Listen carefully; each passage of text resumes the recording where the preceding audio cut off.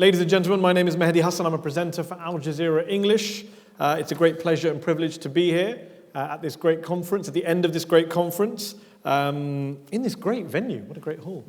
Chairing this great panel. It's the concluding panel of the 5th Annual Leadership Conference of the National Iranian-American Council, or NIAC, or NIAC, I have no idea to pronounce, I'm still a newcomer to this town. Trita can educate me afterwards. It's the largest, as you know, the largest Iranian-American grassroots organization in this country. It's an organization that's been pushing for diplomacy, I think it's fair to say, long before it was fashionable in Washington, D.C. Diplomacy with Iran, that is, of course. Then again, Iran and America have been the best of enemies for so long that these days, even now, it's still hard to imagine a time when they'll even be friends, let alone the best of friends. It goes back so long. In fact, my own family are from India originally, but when I was traveling to America many years ago, my father used to work in Iran in the 70s. And my sister was actually born in Iran. And I remember one of my first trips to the US as a teenager in the 1990s. And we got to the airport, we landed, we get to passport control, and the immigration officer said to my sister, "Why were you born in Iran?" Not when, why? Why were you born in Iran? And I said, because 9 months were up and my mother just pushed. Which didn't go down so well, but luckily it was pre-Gitmo days, so I'm still free to tell that story. So what are we discussing today? You've got to hand it to the guys and girls at NIAC. They just finished helping lobby and secure a nuclear deal. They faced up against and defeated AIPAC and the once seemingly invincible... There you go. Easy applause lines, AIPAC. They just finished defeating the seemingly once invincible pro-Israel lobby in the process, and instead of sitting back and resting on their laurels and taking a break and enjoying the moment, they go and organize this policy conference and this panel to examine what US-Iran relations in the Middle East as a whole is going to look like 10 years from now, which is a pretty bold and ambitious goal, given 10 weeks ago, we didn't even know we would have an Iran deal, whether it would get through the Senate, whether it would get through the Iranian parliament, but it has. And so to discuss where we'll be, where the region will be 10 years from now, not 11, not 9, 10 years from now, I'm joined by a pretty high level, very well qualified and suitably omniscient and prophetic panel, I hope. No pressure there. Farhi is an expert on Iran, a scholar and academic at the University of Hawai'i. She's taught comparative politics both in the United States and in Iran. She's also worked as a consultant for the World Bank and the International Crisis Group. Steve Clemons is Washington editor-at-large for the Atlantic Monthly. He's widely regarded as one of the most astute foreign policy commentators in this town. He was executive vice president at the New America Foundation. Before that, he served as an advisor here on Capitol Hill. He's also offered free advice on the Middle East to the Obama White House in the past as well. Whether they took it or not is a different matter. And last but certainly not least, Shadi Hamid, who graciously stepped in at the last minute to replace Aaron David Miller, who can't be with us today.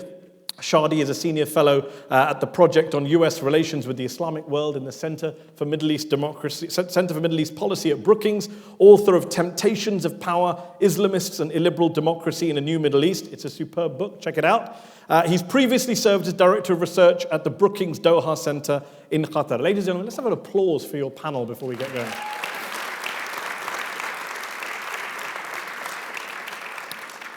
First off, just so our crowd here can get a sense of where you're all coming from, can each of you tell me, and the structure we're going to have is we're going to have a little bit of a chat, then I'm going to open it up to questions from the audience. But can we kick off by asking all of you in turn to tell me what your reaction, your immediate reaction was when the Iran deal was announced, when it was confirmed? How optimistic about the future of the Middle East were you when you first heard, okay, this is going to happen?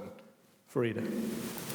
Well, as someone who, for as long as I remember, has been trying to convince others that the United States and Iran can have better relationship, I was elated. This was something that it was very difficult to come by. It took 2 years of intense negotiations. There were moments that I was in despair, thinking that it was not going to happen. Oh, I'm sorry. Yeah, let me fix this. No, the microphone was not on. Okay. So there were moments that I was in despair because I thought it was going to fall through. And, but yet at the same time, I thought that both countries had invested so much in the negotiations that it was difficult for it to fall apart. So let us say that I was elated.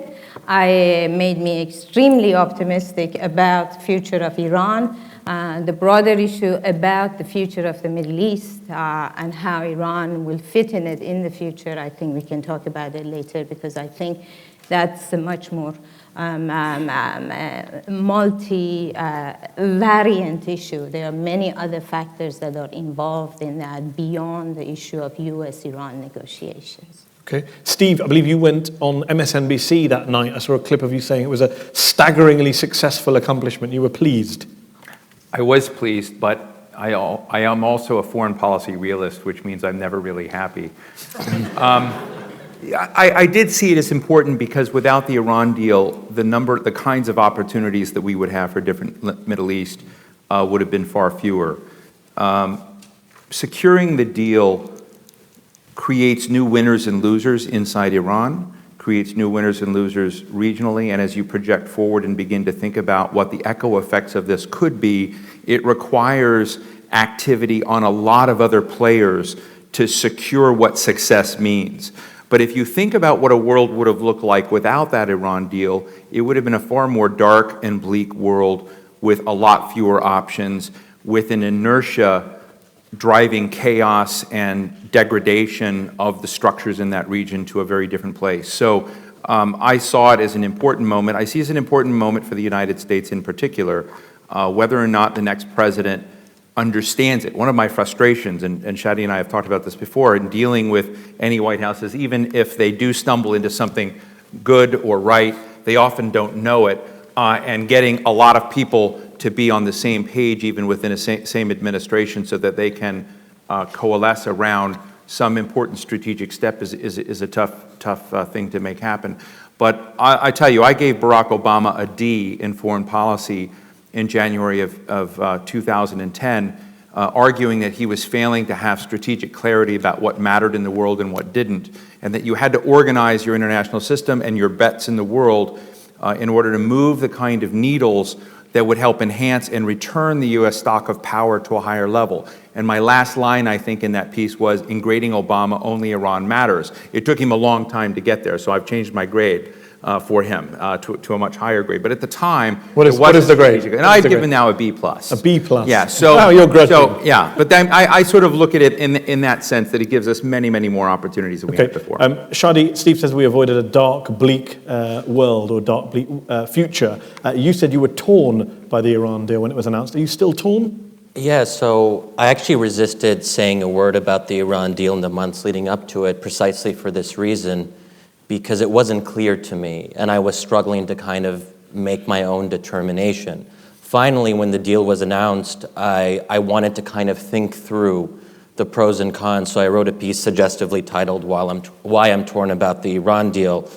And actually, 3 months later, I'm more torn and less optimistic, and I'll just say why. I mean, so the Iran deal is better than the alternatives. There's no doubt about that, and I think pretty much everyone in this room, or most of us, would agree with that. But the more interesting question to me is, was it worth it? History didn't start 3 months ago. It didn't start a year ago. This administration made a very conscious decision to make Iran's nuclear program the #1 priority in its Middle East policy. I'm not comfortable with that starting assumption, and we haven't had a real conversation in Washington. Why?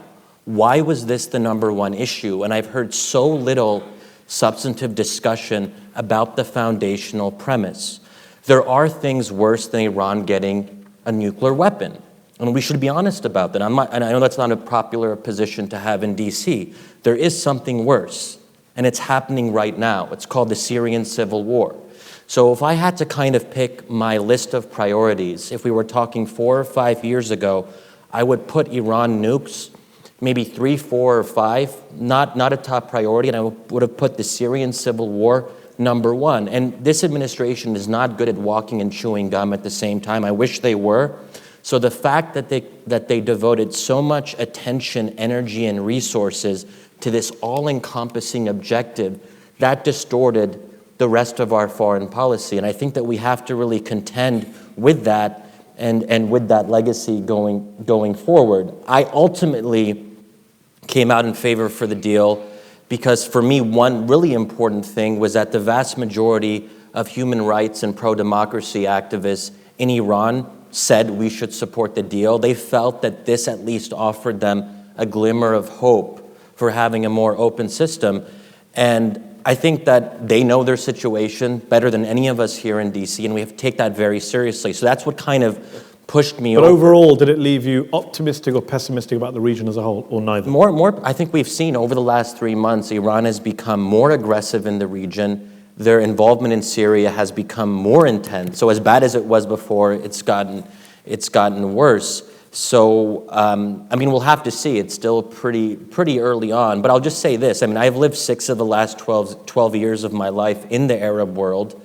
I have never once, and this is not hyperbole, I've never heard a real-life Arab saying that Iran's nuclear program was their #1 priority. This is only something you hear in Washington, D.C. Now, people would say maybe that Iran's destabilizing influence was their #1 priority, but that's a little bit different than this very narrow focus on Iran's nukes specifically. Okay, I want to come back and explore this. Obviously, Shadi's put a lot of things on the table there. Before I do, let me just ask you two in terms of the positivity and optimism about what's happening after the deal. Going forward, there's clearly been a thaw in relations between the two countries. You only had to look at pictures of Zarif and Kerry. You only have to look at the body language. I mean, this is a very different US-Iran relationship to what we saw 10, 15, 20 years ago. How far does it go? How far does the thaw go? How far can it go, Farideh? Well, the short term, I think, is going to be quite slow. I think there are forces both inside Iran as well as within the region that are petrified of this dynamic moving too fast, and they will play a stopping role in relationship to the improved relationship. However, in medium term and long term, I think something has begun. And there are several areas where Iran and United States have mutual interest, and those areas are areas that cannot be addressed unless they come together and start approaching those issues. So I do see that in a longer term, even in a medium term, that there will be improved relationship between United States and Iran. It will not be a trouble-free relationship. United States and Iran have clearly different interests. They have tremendous suspicions towards each other, suspicions about intentions in the regions. The United States has allies that are, as Shadi suggested, are extremely suspicious of Iran.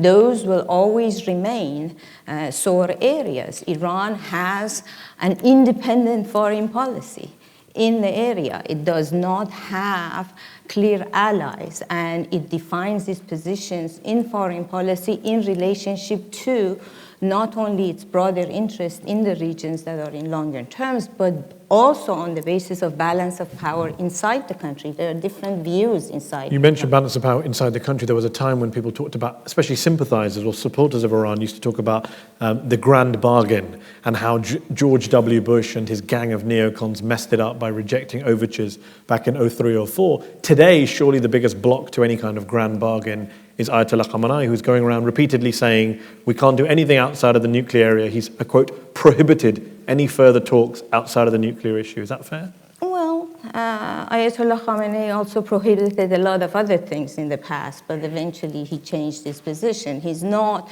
a single person sitting on top of a political spectrum determining the balance of power. Balance of power inside Iran also shapes and reshapes his point of view. And I think that's very important to understand. So you don't think that prohibition will stand? No.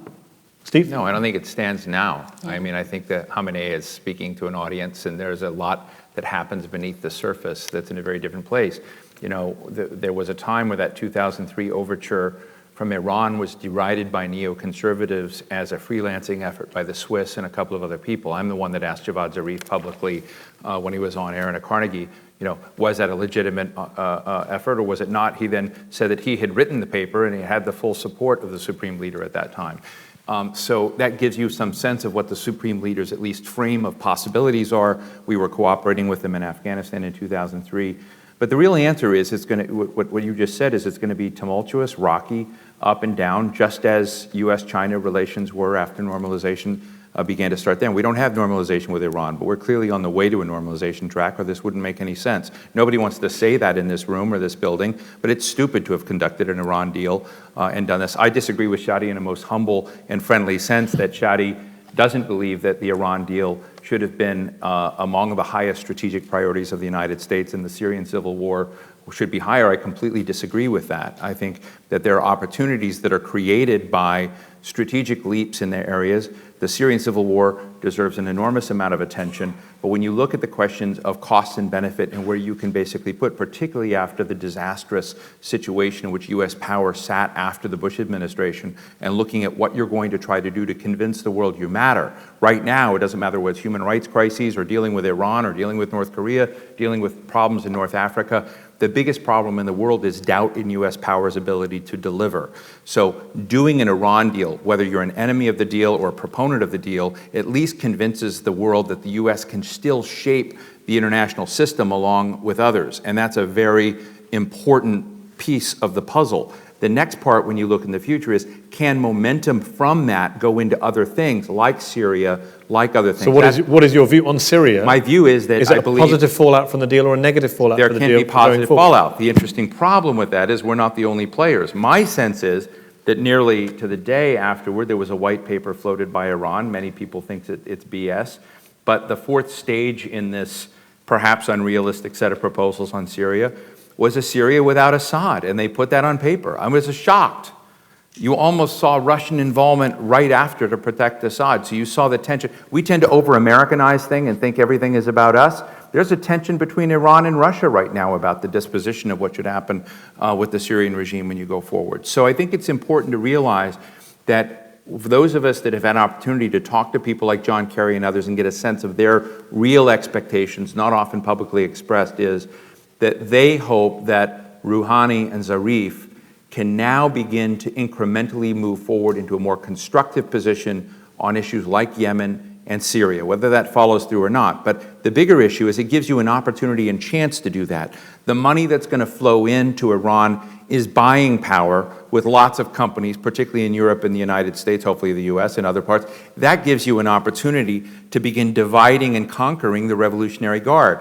You want to take down a regime, corrupt them. If you want to take down bad guys, if you got money and deals and corruptible opportunities, you can begin incrementally weakening the sides that are against reform and liberalizing inside Iran. Very few people talk about that, but it's part of what has to begin happening, is that you've got to weaken the dark forces that are kidnapping journalists and detaining Iranian Americans and engaged in horrible acts, because there's a struggle for the soul of Iran going on right now. And we think it's going to be a function of statecraft and of policy. It's not. It's going to be a function of business deals, money, and essentially, this is why I always tell people corruption can be your friend. You can basically corrupt the other side in positive ways. That would be a great Dale Carnegie book, Corruption Can Be Your Friend. That's a great title. I would buy it. Not that I'm trying to create any conflict between you two gents.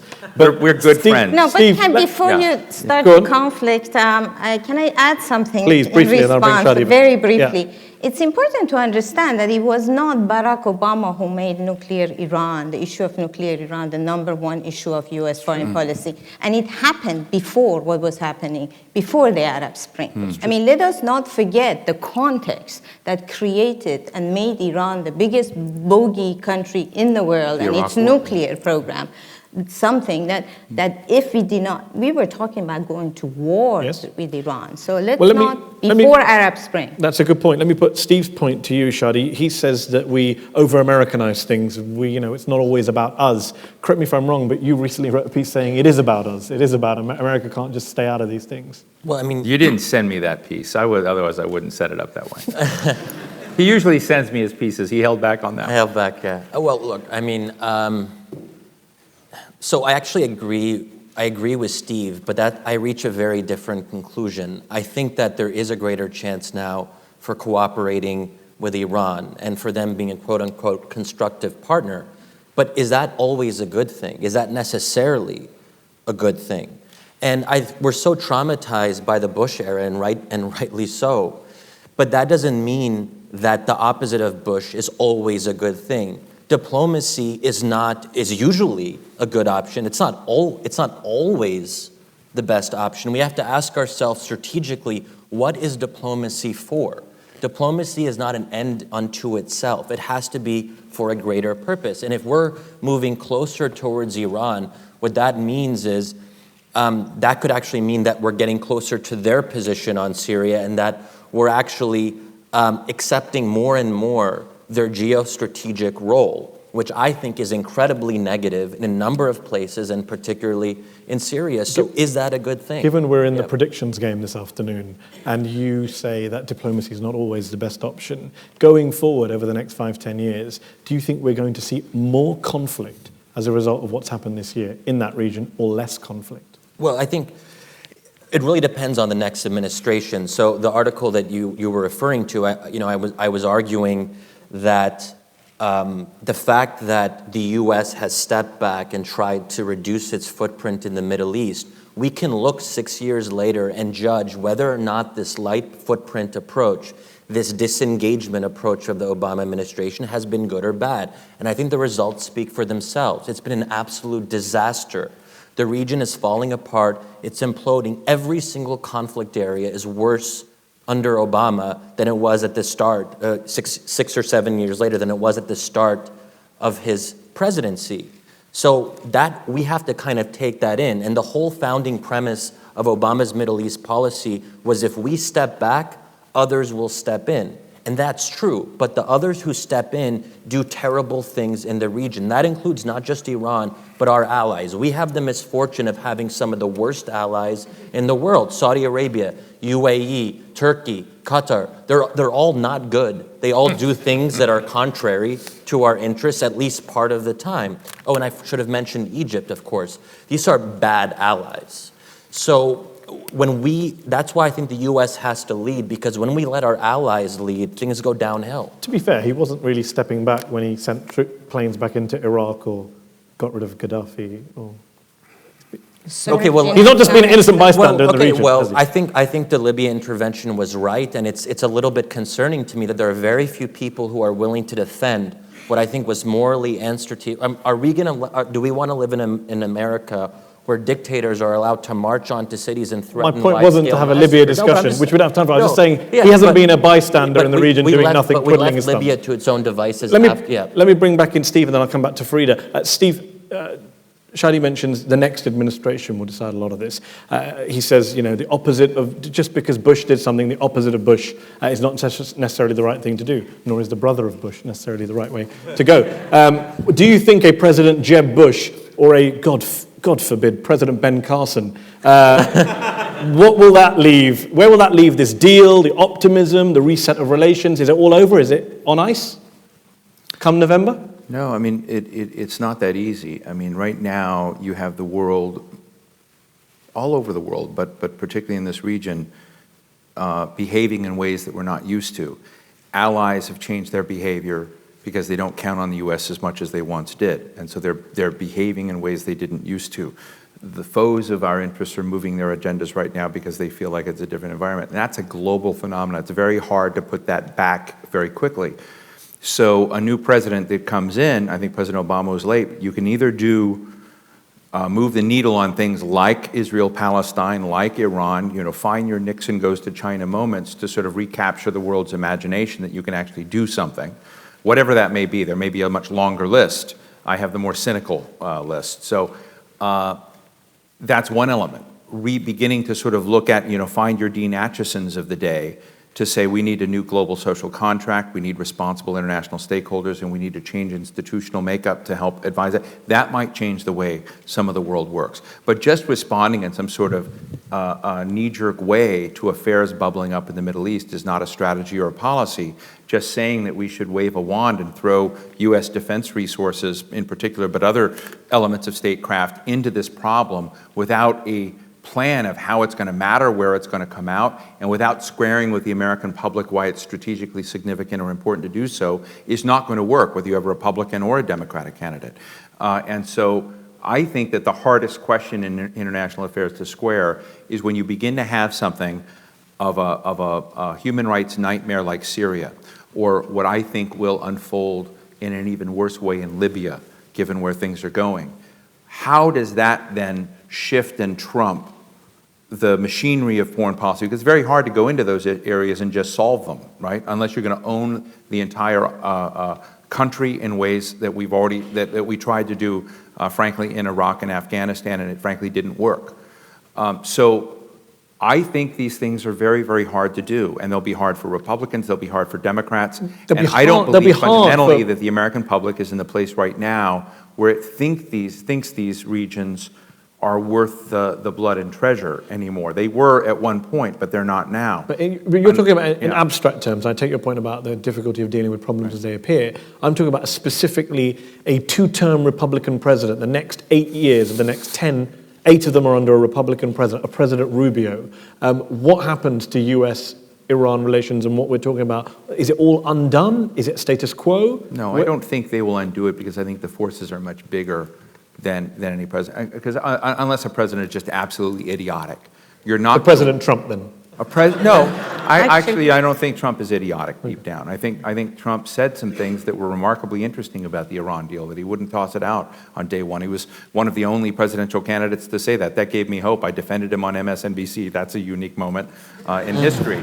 But when you have that and you have people that basically say, okay, we're not going to do that, how has Iran behaved? What are the secret files where Iran has cooperated with us? What does that really represent? What is the struggle for the soul of Iran looking like at X moment?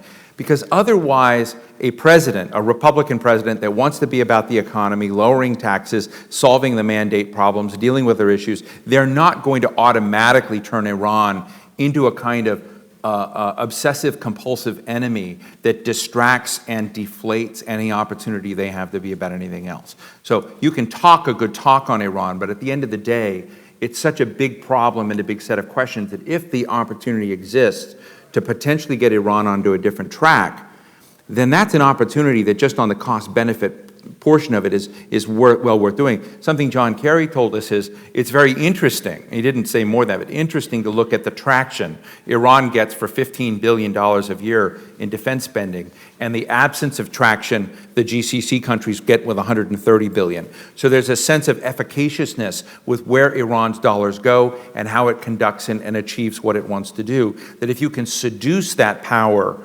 onto a better track, it's well worth trying. And I think that same dynamic exists for a Republican as for a Democrat. Farideh, it's not just an American presidential election next year. I believe in March there are Iranian elections, parliamentary elections, there's Guardian Council elections. How is that going to change the dynamic, if at all? Well, the expectation is for that election to confirm the trend that was established in 2013 towards the so-called moderationist. So it will, and the deal will improve the chances of those centrists and reformists to gain the upper hand and bring the parliament closer to the executive branch. But the political dynamics in Iran, you will still have people that are very suspicious of the arguments that you are making, which is that the deal will make the sides that we like more powerful in Iran. So already the reaction in Iran in response. Which is why you have to corrupt them and divide. Yeah, you're going to be a billboard in Tehran, Steve Clemons. We're coming to corrupt you. Don't worry. No matter who wins, a hardliner. No matter who wins the next White House, that's going to be the advice. But I do want to say something, in effect, almost completely the opposite of what Shadi said. Please. What I am disappointed at this particular moment, in terms of the impact of the deal, is not that the deal has not impacted Iran's conduct in the region sufficiently. It's actually the other way around. I am disappointed that the agreement has not led to more of a strategic shift in American foreign policy. So United States, in effect, is continuing the same policies that have proven disastrous and destabilizing in the region, starting from the 2003 Iraq invasion, including continued support for the Saudi campaign in Yemen. You know, I mean, you can make the argument the United States really doesn't like it, but yet at the same time, United States is giving support. It's arming these countries to their teeth. It's giving them intelligence. It is not. From my point of view, if United States is going to exert leadership in the region and be involved in the region, it should be going through and pressuring these allies in ways that is capable of, or supposedly perhaps it is not capable, but for let me put that point. American power in the region should be exhibited by pressuring these allies that have been dependent on United States for arms, for their strategic protection. Let me ask Shadi, is the United States, does it have, you said you've been living in the Arab world, you've been following the trends there, does it even have the capability to put that pressure on, or are they just shrugging it off? They're so anti-Iran right now, they don't care what America. I mean, here's the problem. We can't do the shift that you're talking about or pressure the Saudis on Yemen because we already expended all of our political capital to get the Saudis on board with the Iran deal. It was essentially, you can look at it as a kind of exchange. We said, listen, we need you to not oppose this too much. And then the Saudis were like, oh, we have this adventure in Yemen. Don't oppose us too much on that. So when I say, was it worth it, there are costs involved. And any country only has limited capital and resources. And if we're using a lot of that to make one argument, then we can make less of another argument. And that's why we're also doing these payoffs. We're giving more defense spending on Saudi arms, on Emirati arms, with the Israelis, because we're essentially saying, stay quiet on the Iran deal, don't get too worked up about it, and we'll pay you, essentially. In this very town, just a few months ago, we had Brigadier General Anwar Eshki, advisor to the Saudi royal family, sharing a platform for the first time with Dor Gold, who is now Netanyahu's head of his foreign ministry. Do you think that this rapprochement between America and Iran post the nuclear deal is going to push the Gulf countries into the welcome arms of the Israelis? Are we going to see a new anti-Iranian Israel-Gulf alliance going forward over the next 5-10 years? No, I wouldn't overstate that. I mean, you see some of that on the specific issue of Iran, but how far can that really go in the end? I wouldn't take that too seriously, but I think it is fair to say that we are alienating a lot of people who otherwise disagree with each other. And this is we have to think about that. So as much as we don't like our allies, do we want to push them in this direction where they're panicking essentially and they're saying, we don't know if we can count on the US because the US is supposedly trying to move towards Iran in this strategic shift. They're panicking and they're saying, we have to be more aggressive because we have to compensate for that. That's what we've been seeing.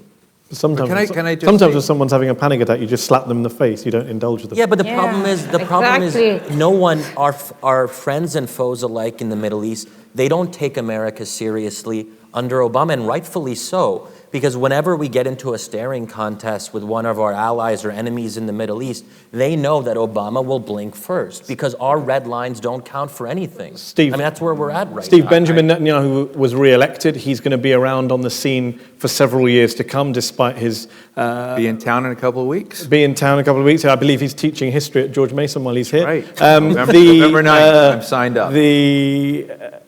How much of a spoiler role is Israel genuinely going to play, or is it more rhetoric than actual undermining of this US-Iran relationship going forward? I don't know. I have two comments. One is in the scenario you just laid out of the U.S. in Iran and then Israel and other Sunni Arab states. The U.S. is never going to be in an either or. It'll have foot in both sides. So there's one.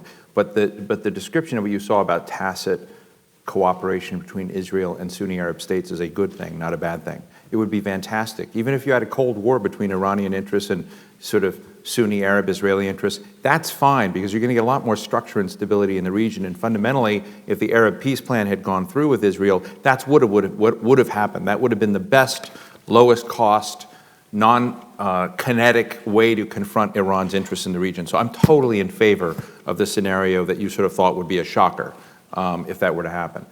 But I think Netanyahu, when he comes here in 2 weeks, has a choice. Either he begins to use a language in the similar way that Obama does that looks at responsible stakeholding in the region and gets beyond their tiff. Or he continues to look like a spoiler in the region that by the perceptually makes the United States look weaker and irrelevant than it is, to a certain degree, that now Israel has to behave in different ways. That's very dangerous for Israel. It's hugely dangerous for Israel. Because when you're a superpower is much more than bombs and behaving after red line. I mean, part of that is the mystique of being a superpower is that those on the other side can't see your limits and boundaries of what you might do. And once those become very, very obvious, or you begin shaming a superpower, that like I think Netanyahu has been doing, it's very hard to make important things happen down the road. So Israel's already a spoiler in that. I'm hoping when he's here November 9th, he'll begin to take a different track. I think there are a lot of people in the World Jewish Congress and other places that have been part of this that are trying to set a very different tone than Netanyahu, and we'll see who has more influence in that process. But let me just finish one important thing, is that broadly when you begin looking at, I think, this question of what the matrix of stability in the region looks like, the Iranians have been paranoid about their security and regime change efforts by all of us for years. And that was driving them towards a bomb. They've given that up. Despite Benghazi, despite Gaddafi falling, I would have bet that there would be very few leaders anymore that would actually give up a bomb. It was a very bad thing, in my view, despite the human rights dimension, to have a circumstance in which Gaddafi fell the way he did, because it creates a negative incentive for any nation to give up a nuclear program as he did previously. So, I think you have that element of it. Now, because of that, the Saudis are paranoid for reason throughout the region, and they are driving a lot of this thing. And one of the uncomfortable things that I've written that many people deride, but I think is true, is that non-royal Saudi power players have been funding and supporting, as have other Sunni leaders, ISIS. ISIS is their cutting edge. ISIS is, in a way, far away from them, sort of the best thing they've got that sort of addresses a lot of their concerns and paranoia about the shift in power in the region. So it's very hard to diffuse these things until you get a new strategic arrangement between the Saudis and the Iranians. So when you talk about a future presidency, anything short of that doesn't solve Syria, it doesn't solve Libya, it doesn't solve ongoing instabilities in some of these states that have the Muslim Brotherhood either up or down. You fundamentally have to get a strong enough arrangement, outside players that compel those divisive forces that are driven by Saudi money and Iranian money to behave differently than they have in the past. And if the U.S. is minimized or trivialized either by its own accord or because of Israel's behavior or others, it makes that process harder and harder, and it makes the likelihood of convulsions in that region going on and on for decades more likely. Farideh. Well, I think the comparison of the situation of Iran and Saudi Arabia is very problematic to me. And let me explain why. United States policy for years was indeed regime change and destabilization of Iran. Okay, so let's be very clear here that the Iranian leaders are paranoid, but they were not necessarily wrong for a good period of time. I'm not saying they were wrong. Okay, no, but they the point, that's the point. Totally right. Okay, and it was not, it was it was threat of force, sanctions, even before the Bush administration, the dual containment of Iran that goes back to the Clinton administration that completely changed American foreign policy in the region. Instead of being a balance of power, it ended up being, containment of two major countries in the region for the sake of another country in the region, okay? And so comparing the situation, the paranoia that the Saudis today have with the paranoia legitimate, I would say, or real concerns I totally disagree with you. The Saudis saw us as their in-the-closet secret lovers. When we had CIA operations around the world, they enacted things. When we needed Pakistan to get cheap oil, they did. We had a deal that was deeply secret, that was deeply close, and then we gave Iraq to Iran in their view. We began to, so I could say whether you're paranoid or not, the level of paranoia of your secret lover in the closet, thinking that life is changing, has as emotional impact as the overt threat against Iranian leadership. Do they think that the United States is interested in regime change in Saudi Arabia? Do they go that far? Has the United States ever been interested? I think the Saudis fear that a combination of our different behavior, of talk of energy independence, of Shadi Hamid's articles about how corrupt the royal family, that the combination of that makes them wonder. So they've gone from deep trust and supporting us no matter what we did to something where they now don't see us with them, and it's created a shock through the regime. But this is what I'm asking. I'm saying in the case of Iran, there was a concrete policy of regime change in the United States. Has there been a concrete policy of regime change in the United States? I'm not talking about Saudi fears. My point is, it doesn't matter if the impact, if the emotion's the same. You're saying just because you're paranoid doesn't mean they're not out to get you. Shadi, on the paranoia, how much does that prevent this kind of, you talk in your writings about stability and the disruption of stability in the region. How much does that disrupt stability going forward, that everyone is paranoid in that part of the world for whatever reason? The Israelis are paranoid, the Saudis are paranoid, the Iranians have been paranoid. Well, you make a really good point. I mean, I'm just thinking through the various Middle Eastern countries. All of them are in this kind of state of paranoia, almost without exception. And I would tie that to the strategic posture of the U.S. But I think that the way we talk about stability in Washington is totally messed up. And that's why I think that from now on, stability should always be put in scare quotes, because the countries that we think are stable aren't actually stable. It's this myth of authoritarian stability. So we look at Sisi, we look at the Saudis, and we think they have things under control, and they're going to find a way to keep their countries together. But by definition, autocratic regimes don't last forever. It's just a matter of when. So I think that the fact that we have gone back to this old pre-Arab Spring bargain of cutting deals with authoritarian regimes is very problematic, and I would actually include Iran in that. That's essentially what we're doing with Iran. We're putting the human rights and democracy concerns on a much lower level, and we're saying we'll cut deals on ISIS, on Syria, whatever, and the human rights stuff gets put in the background. I mean, I think it's unconscionable that we're accepting the Iranians to hold our citizens, and that isn't a top priority for us to free them. It has to be a top priority, and I think it makes us look weak. I want to open up to the audience shortly. Before I do that, let me just ask all three of you, give me briefly, in a sentence or two, your best case scenario for the region 2025 and your worst case scenario for the region 2025. And does your best case scenario involve President Rouhani or President Zarif shaking hands with President Hillary Clinton in the White House at some stage? Let me start with you, Farideh. In 10 years, Steve? Yeah, you go ahead. Go, Steve. In 10 years from now, so that's two. So give me 5 more years. Go on. 2030. Yeah, I could imagine a circumstance. You're getting more than what you paid for here. You're getting a long-term. Yeah, in a world that's increasingly chaotic, and the coherence of a reforming Iran on track with, say, what we saw with China, if you had your Iranian version of a Deng Xiaoping and others begin to emerge and expect I can imagine a situation on the positive side where Iran becomes a fundamentally significant key stakeholder. And I see the consequences of that being dramatic for the Saudis and others, because part of this is, what do they look like? I think they look different. I think the kind of regime that the Saudis have right now is going to be very hard to maintain if, in fact, Iran becomes a kinder, warmer sort of country. Does that key stakeholder, just to interrupt very quickly, does that key stakeholder involve Iran having changed its behavior in terms of, quote-unquote, sponsoring anti-American forces such as Hezbollah, etc.? I think those kinds of arrangements are going to be redefined.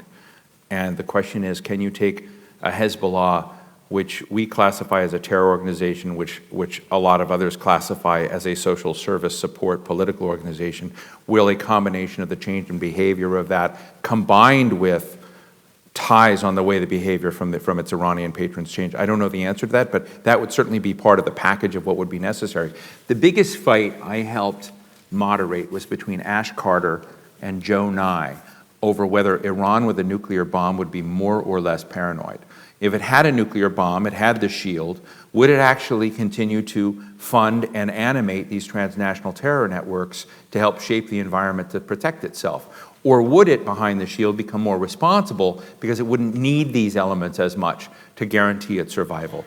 Ash Carter was on the hawkish side and thought it would only empower Iran, and Joe Nye was on the side saying, we don't know the answer to that question, and in fact, Iran with a nuclear bomb may be in fact a more safer, responsible country. That's a really interesting question to consider, and I think that as you begin thinking about that, you need to ask yourself, why is Iran funding these transnational networks? It is a direct function, I think, of its fear about the international system closing it down and of having very little room. If that need becomes less, because we begin behaving more with more open arms, and you find opportunities elsewhere for Iran, like it seems like might be happening, then in fact you might see better behaviors. The downside very rapidly is you see a lot of the kind of horror we're seeing today in Syria move. You see, I worry today about Libya melting down, and assassination of the king in Jordan blowing up, the whole region becoming much more dynamic. And we have to realize that Israel and Saudi Arabia have been the two status quo preserving countries in the region who've done nothing to change the dynamic in the region. So they've got a kind of a New Orleans levee strategy, that they have big walls up around them trying to ignore a bigger and bigger storm. But the storm is going to get much worse if we don't see a better behavior from Iran in the region. Actually, I'm going to go Shadi. Okay. Best case, worst case, briefly. Well, I think generally the presumption in the Middle East is that as bad as it is now, it'll get worse. We should just build that into our predictions always, because I remember thinking in 2013, damn, this was a terrible year in the Middle East. And I remember thinking in 2014, wow, this was a worse year in the Middle East. And I remember thinking a couple weeks ago, wow, this is worse than 2014. So kind of, that's where we're going. But in terms of Iran specifically, I mean, the conservatives, hardliners, whatever you want to call them, they went on board with an Iran deal. Many of them were reluctant about it. So now they're looking for, again, a payoff in a way. They don't want to see Iran becoming a nice, fluffy actor in the Middle East. And, that's what we're seeing, I think, over the last 3 months, an intensification, a doubling down. And that makes logical sense. But I think also the Iranian regime, and this is important, I think it's at a high point of legitimacy. And that's the genius about it. If I was a hardliner in Iran, I'd say, I'm not totally on board with this deal, but it's great for regime stability. Mm-hmm. So for those who are hoping that somehow this will, regime changes in the cards, I actually think the Iranian regime is in a very, very strong situation right now. And that could be good, depending on your perspective, or it could be bad. But I think that'll be the case for some time. But between time. now and 2025, you don't think you're going to end one year going, actually that year wasn't worse than the previous year? Yeah, oh sure, 2018 sure. I mean, maybe. it can't keep on going this way indefinitely. But let's get past Libya and Jordan and all that. Well, 2 more years and then it goes up. So, but I think generally, until we see signs of Iran actually changing its foreign policy in a real way, and I'm not optimistic they'll do that in a place like Syria, because ideas and ideology matter, and it's interesting that we haven't really talked about that here. Iran is an ideological regime. They don't do things purely according to a rational actor model, and this is why I think it's very hard for us as Americans to be effective in the Middle East, because quite frankly, we have a technocratic president who thinks that everyone else should be as rational as America. And you see this in everything he says about Putin, Iran, or Israel, that, they're not acting in their own interests.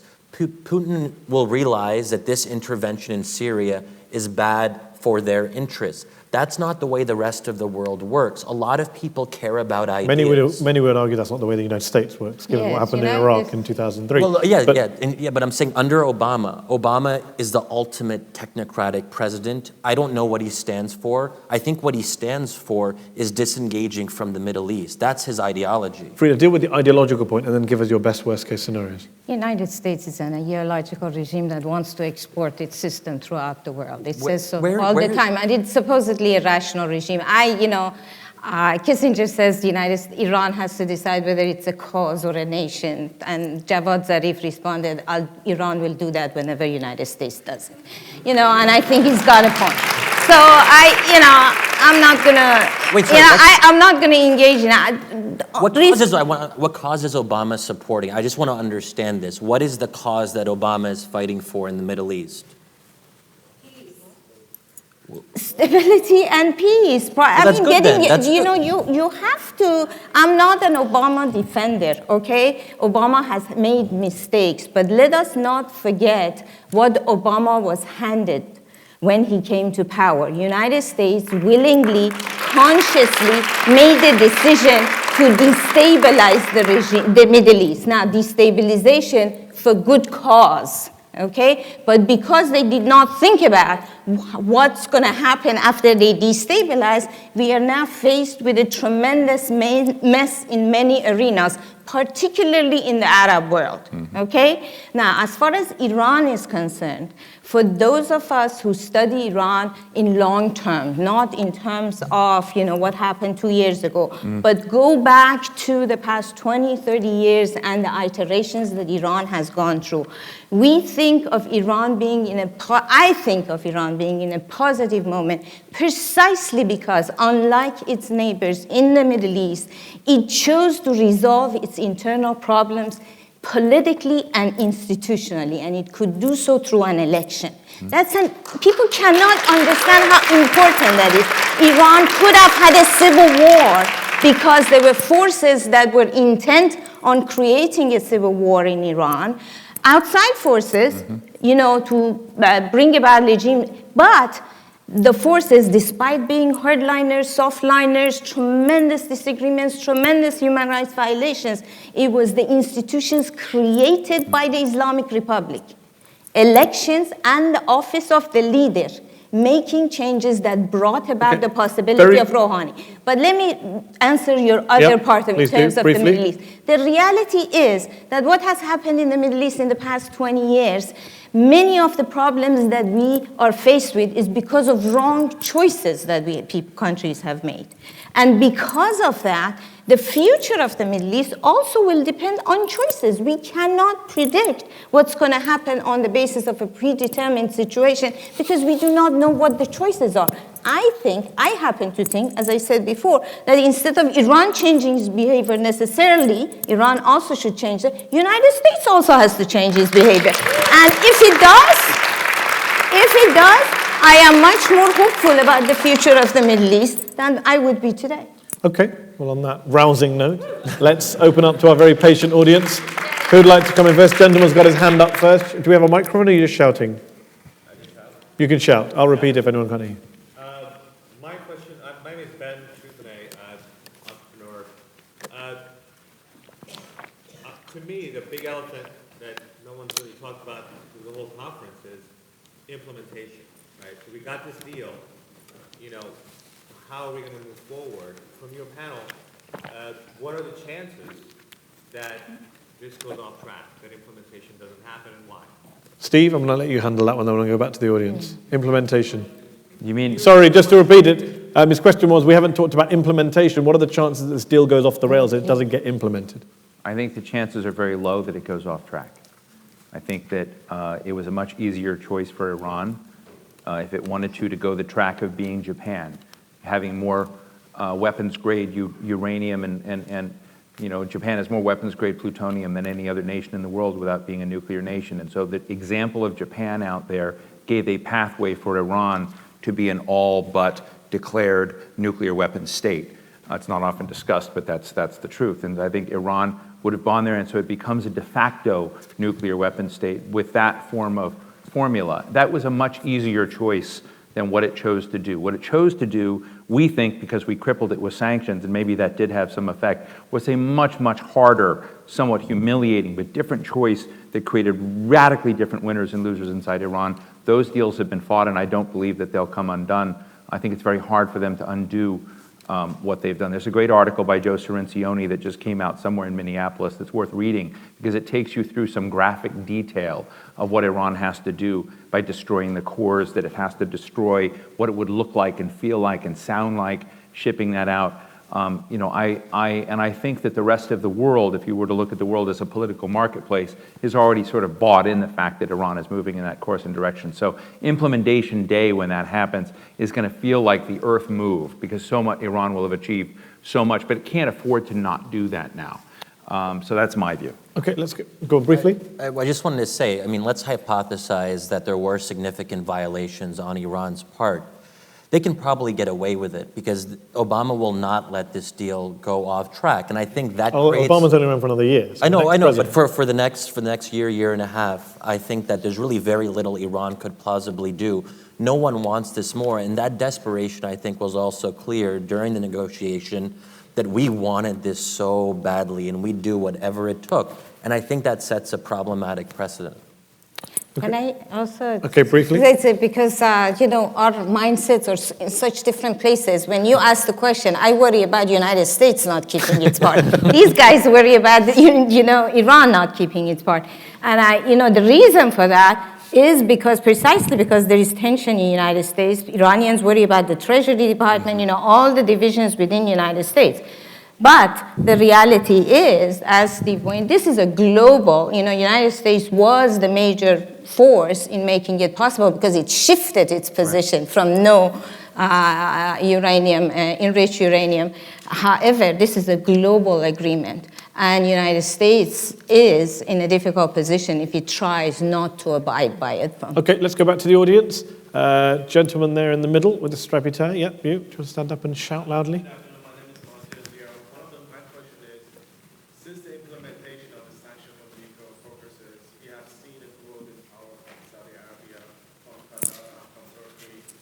We have seen a lot of destabilization in the Middle East. We have seen Daesh increase power, Al-Shabaab, Al-Nusra, Boko Haram. Okay. Why do we think Iran's increased influence would be destabilizing and a bad thing? Okay, let's put that to Shadi since you've been making that case. Did you hear I'll repeat the question. Yeah. Everyone heard the question? I'll repeat it very quickly. Given we've seen increasing power projection and, quote, destabilization from other Arab nations in the region, from groups like ISIS and other militant groups in the region, why do we automatically assume that Iran's increasing power and profile will be destabilizing? Well, I think Iran's policies are a major contributing factor to the rise of ISIS and ISIS's success. Yeah. Whoa, wow, okay. I guess I really struck a nerve there. Look, there is a side door that you can use on the way out. Wow, it's under. Go on, make your case. Yeah. Because they're all thinking Saudi Arabia, Gulf countries. Shadi thrives when audiences do that. Go on, make your case very briefly, and then we have to move on. Sure. So, the Assad regime has very deliberately not focused on ISIS. They've actually allowed ISIS to stay in power in major parts of Syria. And this has been documented, and I think very few people at this point argue with that. And Iran is the primary supporter and enabler, along with Russia, of the Assad regime. So the Assad regime is at the core of the ISIS problem. As long as Assad is around and being backed by Iran, ISIS will continue to thrive. We have to look at the root causes. ISIS was revived in Syria, then spilled over into Iraq. Syria is really the center of gravity here.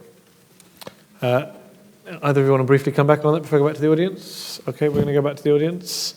Let's go to the gentleman here, and then the lady there in the third row on the end. First of all, I believe that ISIS was created in 2006 in Iraq before that in Syria.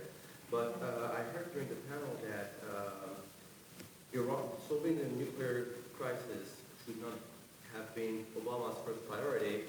It should have rather been Syria's civil war. But Syria is no longer a civil war; it's a proxy war. Don't you think that solving the nuclear crisis unlocks different talks on a regional issue, gives space politically to have Iran and different actors in the region to solve the Syrian crisis? Okay, if you didn't hear it, does the nuclear deal help unlock the Syrian civil war rather than make it worse by giving Iran a stake to make things better? Farideh, do you want to respond to that? And I'll bring in Shadi, who I'm assuming that was aimed at. No, that has been part and parcel of the contradictory American foreign policy. They have said, or Saudis or whatever, they have said that Iran is the source of the problem in Syria, okay? Usually when that is the case, then if you want to solve the problem, you bring the source of the problem to the table and you negotiate. But then, because of the Saudi opposition or whatever, that has not happened. And, so the contradiction is at the core of American, whether it is because of the Saudi pressure saying, I will not be there because the Iranians, but that has been, you cannot identify a country as a source of the problem and then not try to resolve the problem through discussion with would you accept that had the Syrian civil war not been going on, had Iran not doubled down in its support for the Assad regime, it would be much easier now for Iran to be selling this deal to its Middle East neighbors?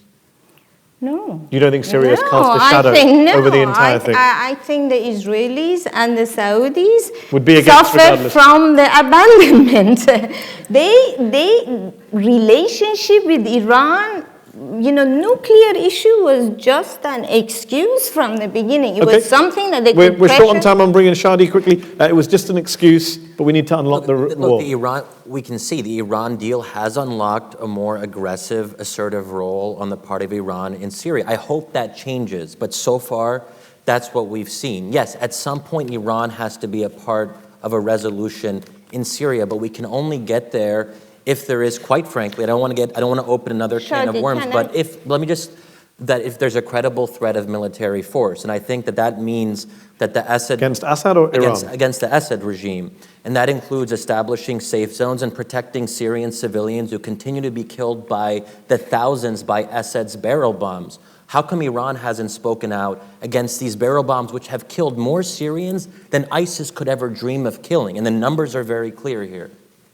Okay, let's go back to the audience and take... Oh, sorry, the lady there in the third row. I promised her the next question. Hi, I'm Shadi. I'm with the Syria Justice and Accountability Center. I'm going to ask a related question. We can go back and forth about whether Iran is pragmatic or ideological and what the role in the region is. But at the end of the day, the way that they choose to go about protecting their interests has fueled sectarian divides in the region, albeit with help from regional powers as well as U.S. influence in Iraq after 2003. But the fact of the matter is that Iran is fueling sectarian tensions and is causing devastation in the region, including, as we can see, in Syria. In the next 10 years, what are your projections for how to backtrack from that and how to reverse some of these disastrous consequences? Okay, Shadi's made his position pretty clear here, so I'm going to very briefly allow Steve and Farideh to deal with this question on sectarian tensions. Mine will be very unsatisfying. I think that now that Russia is in the game, it's very hard for the United States to exhibit a show of force of the sort that Shadi did, because it takes this out of a regional dynamic into a much larger global dynamic. Look, I mean, it's hard to speak truth to things sometimes. I was asked a few years ago on MSNBC where I saw this going, and I said, I just don't see America able to move the needle in the ways that many of us would hope, or that you might hope that we would go. So you're going to have half the country displaced, 1 million more dead, and a civil war that goes on 10 years until the forces burn themselves out. It's a horrible nightmare. I wish it wasn't true, but I'm a realist about how things are, and I don't see what would drive leadership on this side or from France or from the British to take fundamentally different courses of action than they've taken thus far. With the Russians coming in, it's a far more complex. First time in 42 years, the Russians have used military force within the Middle East. It's a sign of strategic contraction by the United States. And we may not like that. You may want to argue that it shouldn't be that way. You may fight for something else, and I fully respect that. I'm just telling you that my bet is it doesn't happen. Okay. So in that situation, there's not much you can do about the circumstance except to try and contain the contagion. And as you look for it, make sure that doesn't become a frame for Libya, a frame for Jordan, a frame for others. And we should be pumping a hell of a lot more into the refugee crisis into others, which they will become their own echo effects let me ask nightmares. Farideh, Yeah. I want to go back to the audience very briefly. Heightened sectarian tensions as Iran's policy in the region. You cannot, there is no doubt that the Iranians have contributed to sectarian tension, okay? They are just by purely being Iranians. And obviously, in a world that is surrounded by the Arab world, and what happened in Iraq, the dynamic that changed Iraq, the fact that the Iranians made a very, very clear decision after what happened in Afghanistan, that they will not make the same mistake that they did in Afghanistan, cooperate with the United States directly, and then be called axis of evil. In Iraq, they would go head on, and they're going to maintain their interests on top of the fact that they had resources to do that. So I'm not going to make an argument over that. But Iran is one player in the region. It is not correct. It is analysis why we end up leading to wrong solutions when we identify only Iran as a destructive force in the region, not playing a constructive role. This is a game that is being played by everybody in a wrong way. And the only way this game can be resolved, I agree that, we have reached a situation because of internal dynamics of every country that is very difficult to actually get into a situation where you will have, as former President Carter suggested, bring the 5 players, sit them down, Turkey, Saudi Arabia, Iran,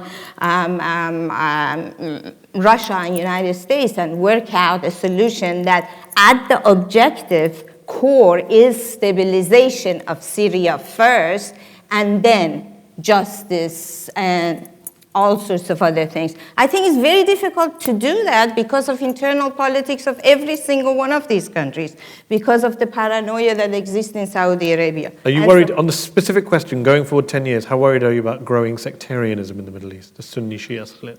I'm not. That I'm not as much. I'm highly worried. Huh? You're highly worried? You're not worried? Go on. Pretty worried. Pretty highly not. Okay, that's what I like in a panel. No, Good. I mean, let me well explain. done, NIAC. That's what you call a cross-section. Yes, Explain it. briefly, but Can then we're running out of time. explain it? Only in a Because- sentence or two. Because I don't see Syria as a sectarian conflict. Iran does not have a sectarian conflict. The majority is Shiite.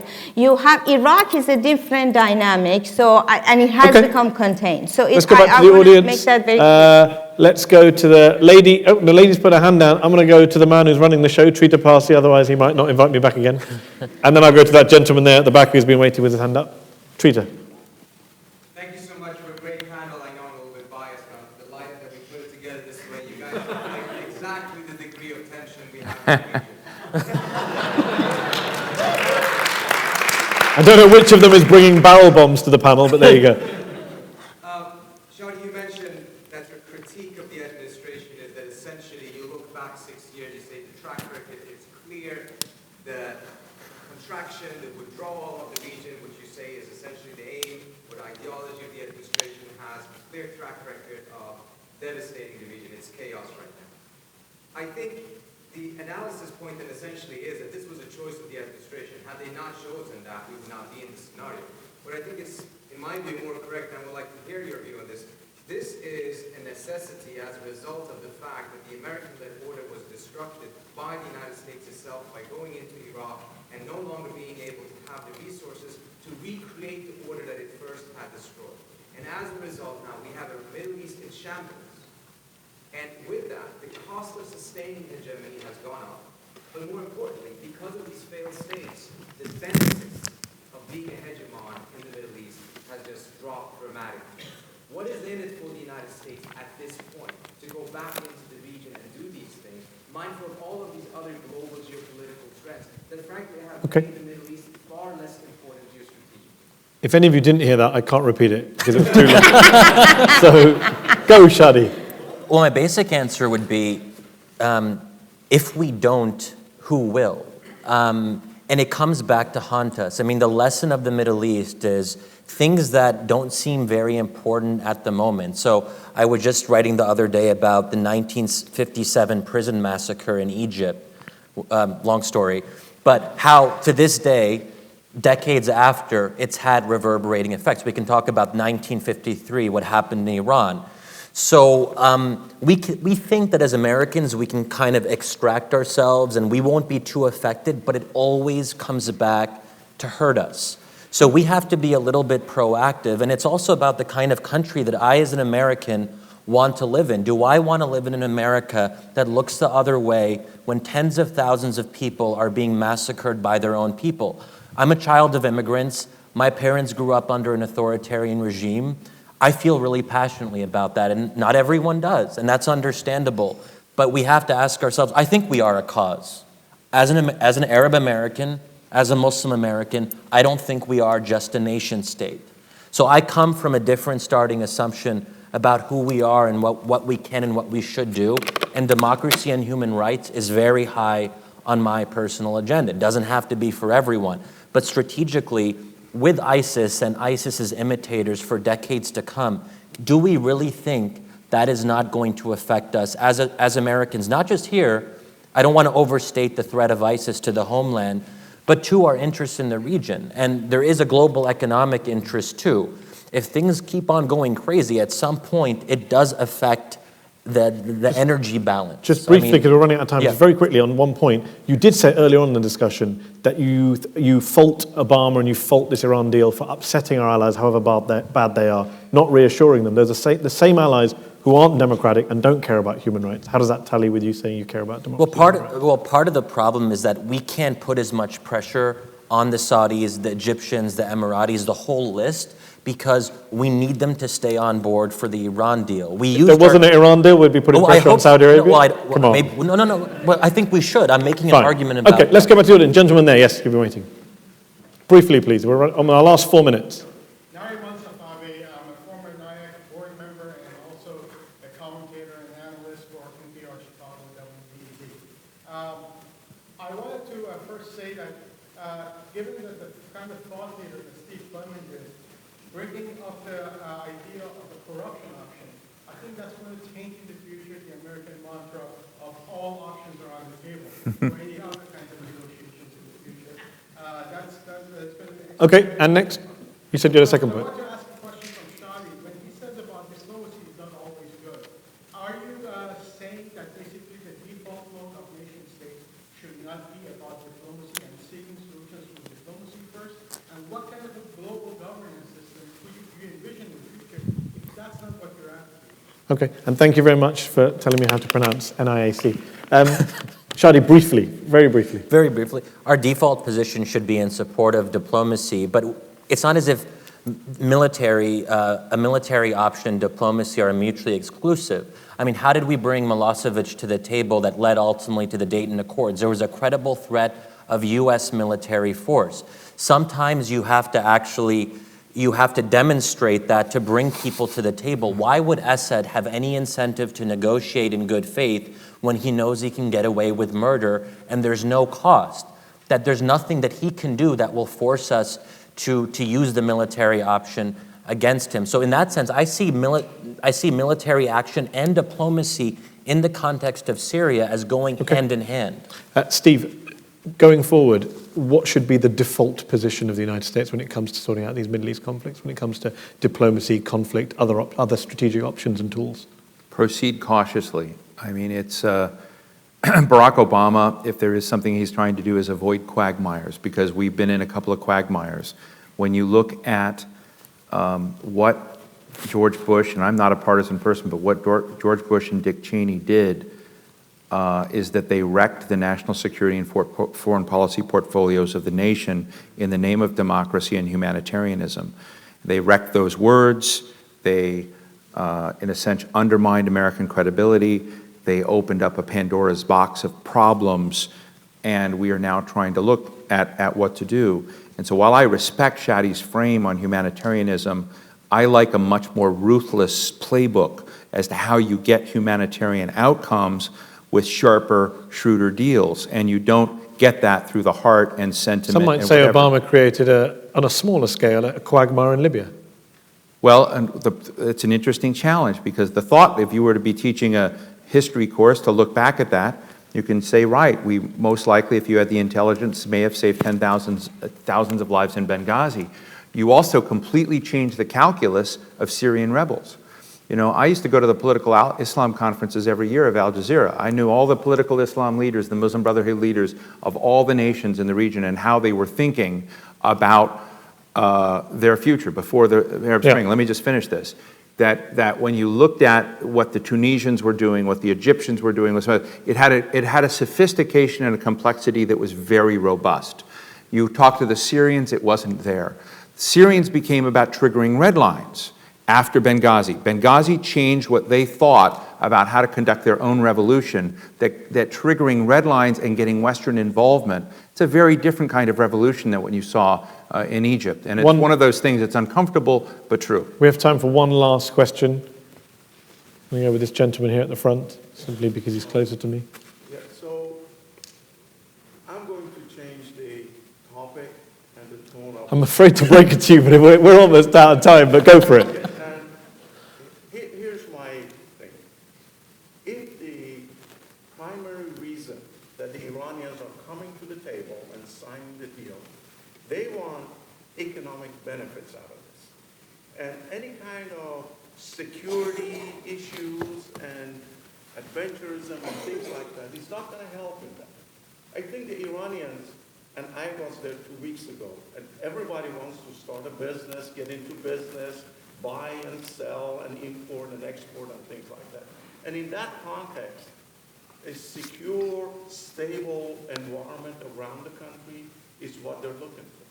So the notion that we're going to start sending IRGC to, cause more trouble and things like that goes against the grain of the proposal that, look, we need to stabilize it.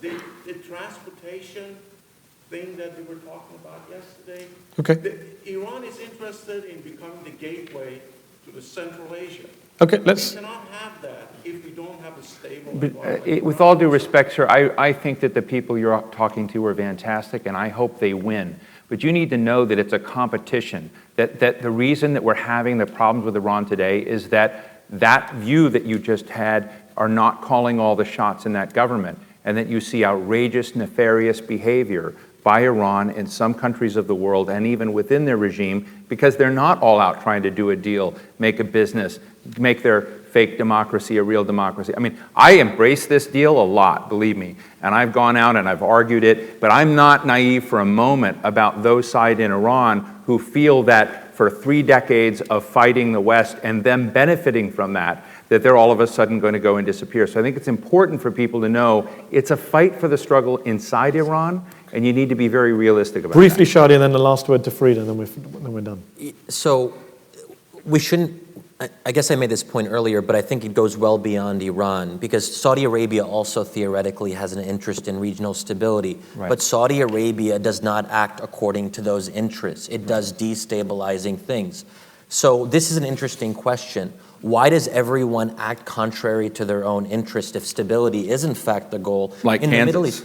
Bush, I mean, George W. Bush, if you asked him, did you support stability in the Middle East in the 2000s, he would say, of course, what American president wouldn't? But his policies contributed, as a lot of you have said, to destabilization. So the basic assumption should be that I have a dark view of humankind, and I also come from that set of presumptions, but people are not probably going to act according to their interests in the Middle East. Farideh, last word. I just want to mention to you, Steve, that I do suggest that you should read some of the economic documents of Iran in terms of Iran, one of those countries that has 20-year outlook, 50-year, 6-year plan. And you will see that on the question of economic development and economic prosperity, there is an agreement that economic development in Iran, there is no disagreement on that issue. Okay, the disagreement, of course, is that which side of how much of the pie I'm going to get. That's the struggle. It's very similar to, but on the larger issue that Iran's future is economic prominence in South Asia, in not only in the Middle East, but South Asia, Central Asia. You know, that's the aspiration that is articulated and signed by every single institution in the Islamic Republic. And it is that aspiration that led to the conciliation on the question of sanctions. That's you know, if you are going to make an argument that sanctions are the things that brought Iran to the table, take that to the other side of that, because you know, you go to Iran and you know, nobody can see the sanctions. I mean, there are people that are extremely rich and are doing very well, but the economic pie was not expanding. Okay. And there is an agreement on that issue across the board. Ladies and gentlemen, we're going to have to wrap up there. We recently celebrated Back to the Future Day. In 10 years' time, October 26, 2025, you'll all look back on this day and think, that was the day that Shadi, Hamid, Steve Clemons, and Farhi told me what was going to happen in the Middle East. Let's thank them for their wisdom. Thank you.